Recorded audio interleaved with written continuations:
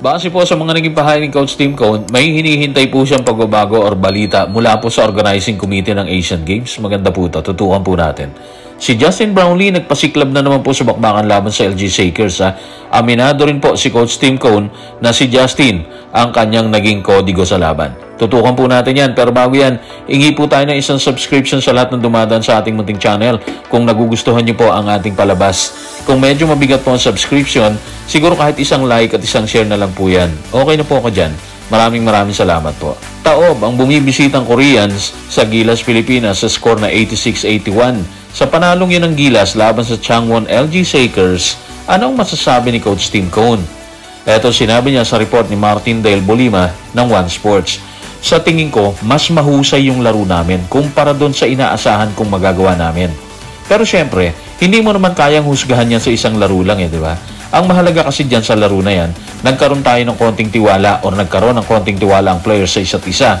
Maaaring may magagawa pa tayo kapag nagsimula na sila magtiwala sa isa't isa. Doon tayo sa tiwala kasi malaki talaga magagawa nun sa koponan Isa yon sa magiging factor para magtala tayo ng panalo or ang Gilas, di ba? Para sa akin, kapatid na yun ng chemistry kasi yung tiwala, ibig sabihin po nun, kumpiyansa ka sa kasama mo at kapag kumpiyansa ka sa kanya, may chance ka maglabas ng magandang performance. At base na rin po kay Coach Tim Cone, mas maganda yung nilaro nila kumpara po sa inaasahan niyang gawin ng team, di ba? So magandang senyalis po yan para sa koponan. Sino-sino sinandala ni Coach Tim Cone para sa panalo o sa panalo ng Gilas laban sa Changwon LG Shakers? Sino umusok sa bakbakan na yon? Ito po ang sinabi ni Denison Raydalupang sa Inquirer. Si Justin Brownlee, meron po siyang 19 points habang si Junmar Fajardo, meron po siyang 16. Si Arvin Tolentino at CJ Perez nagsanib po ng 17 points mula sa bench. Actually, lahat naman sila nagtrabaho at lahat yon malaki ang naging ambag sa bakbakan, di ba?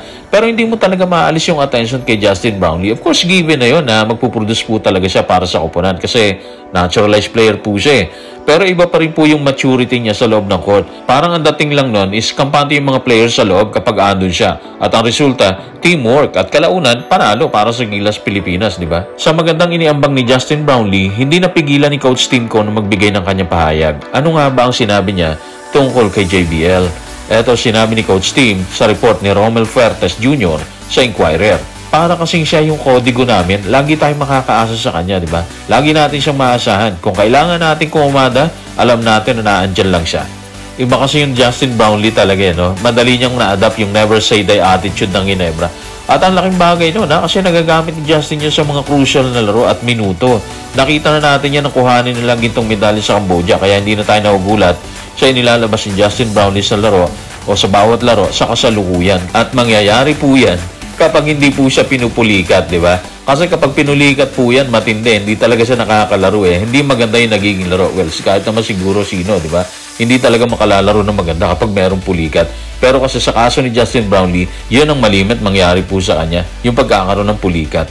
Pero kahit maganda yung pinakita ni Justin Brownlee, syempre, team effort naman yan. Bumabagsak yan sa team effort. Hindi kaya ng isang tao lang yan. Katulad ni Calvin Optana, di ba? Nagtala din po si Optana ng 13 points at 11 rebounds. Malaking tulong po yun sa panalo ng Gilas o sa Gilas Pilipinas laban po sa LG Shakers ng Korea. So, ibig sabihin, nandoon talaga yung team effort. Lahat kumakamada, lahat gumagawa. Matapos kay Justin Brownlee, tutukan naman natin itong mga huling dumagdag, di ba? Ano naging pahay ni Coach Tim Cone sa ipinakitang performance ng mga huling dumagdag sa kupunan katulad ni CJ Perez, Arvin Tolentino, Chris Ross at Kevin Alas? Ito po ang sinabi ni Coach Tim sa report ni Denison Raydalupang ng Inquirer. Silang apat, meron silang 3 araw na practice. Pero mukhang buong-buo na sila at pinahahalagahan ko yon. Grabe yung revelation 3 araw lang na practice pero nagpakita ng maayos laban sa LG Shakers. Isa lang po ibig sabihin nun, madali silang maka-adapt sa sistemang ginawa or gagawin pa rin ni Coach Tim Cone pagdating sa Asian Games. And hopefully, may deliver nila ng maayos para po sa bansa, di ba?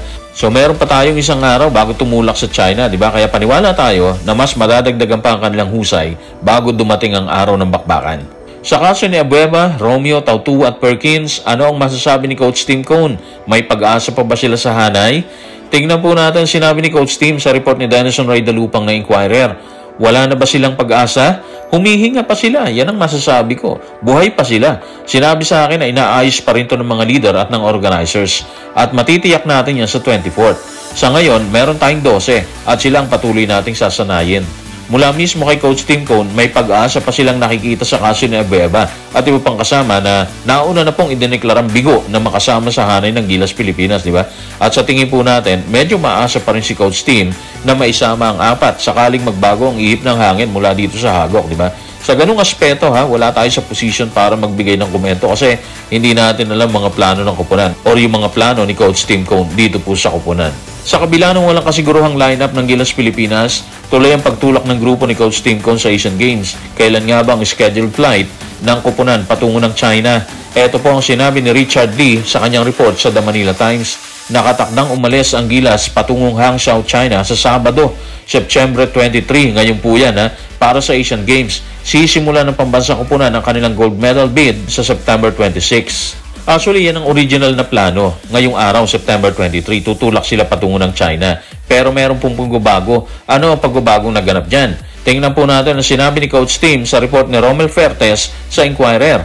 Aalis na sana kami bukas. Ngayon po yun. Tapos, na-delay kami na isang araw para magkaroon ng isa pang practice pagkatapos ng larong ito, di ba? Tapos, aalis sa linggo. Sa 24th yun. Malay natin, baka may information tayo. Hindi ko alam sa mga oras na yan. Base po sa pahayag ni Coach Tim Cone, may inaasahan pa talaga siyang pagbabago sa darating na araw. O kaya ngayon, kasi 24 na po bukas di ba? Malalaman natin yan, kaya tutukan po natin ang lahat ng kaganapan sa ating pambansang koponan. Kasi katulad po ng sinabi ni Coach Tim, baka may information na lumabas sa mga susunod na oras o kaya bukas. So guys, maraming salamat.